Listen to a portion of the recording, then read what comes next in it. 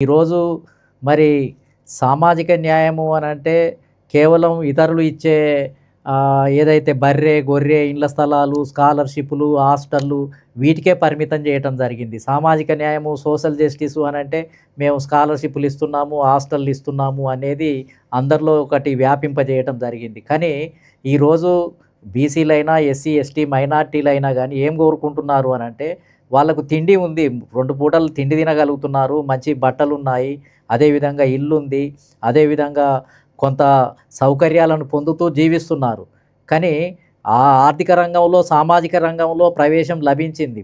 కానీ రాజకీయ రంగంలో ప్రవేశము లేకుండా పోయింది. అలా అసెంబ్లీ అనేది బీసీలకు ఎన్నో కులాలకు దాంట్లో ఓపెనే లేదు. అడుగుపెట్టే పరిస్థితే లేదు. మంత్రివర్గంలో స్థానమే లేనటువంటి పరిస్థితి.